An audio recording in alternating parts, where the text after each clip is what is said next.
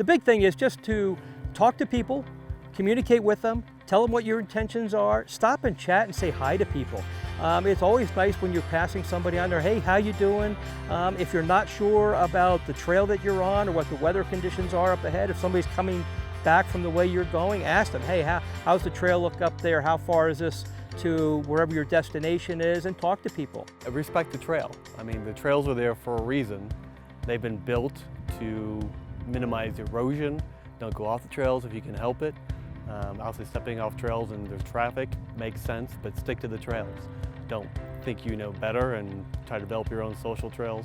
That just causes erosion and causes problems in the parks. I like to listen to music and other things on my iPod when I'm out hiking, so don't get the noise canceling earbuds, because then you can't hear what's going on around you, and not just you can't hear other hikers or cyclists or runners or horses, but you also may not be able to hear wild animals that are out there, or thunder that may be coming in and the weather's going to change, or the rattlesnake that may be nearby. I wear little headphones that go over my ears, they don't seal them, so I can still hear everything going on around me and hear whatever it is I'm listening to that day.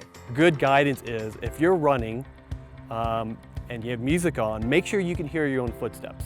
If you can't, it's too loud, plain and simple. One way to cut down on user conflicts is just make your presence known. If you're coming up on a hiker, a biker, a stroller, a horseback rider, slow down. You will want to announce your presence. Say something to the tune of rider back, cyclist back. You slow down to almost a stop. As a cyclist, when you're on the trails, you should always realize that you're kind of at the bottom of the etiquette chain. I typically, when it comes to mountain bikers, I just step off the trail. It's a lot easier for me to do that because I'm not carrying as much momentum as someone on a bike. They're carrying, that's much more weight, that's much more momentum. Sometimes it's harder for them to stop and get off the trail, even though normally they should yield to, to the trail runner or to the hiker. Mountain bikers are supposed to yield to pedestrians. Everyone is supposed to yield to horses. Horses can kick really hard, so that makes a lot of sense. Horses typically have the right of way, but sometimes it's actually easier for the horses to move off the trail and let oncoming traffic go by, or traffic from behind. It depends on you and your horse, what you're comfortable with.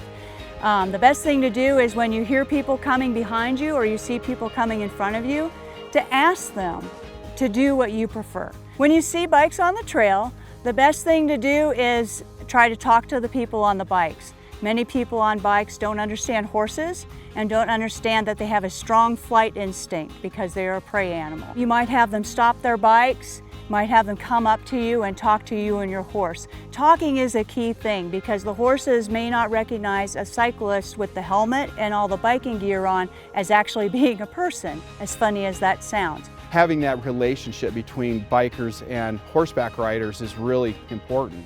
If there's two groups that have always had a sort of a misunderstanding, that's going to be the group.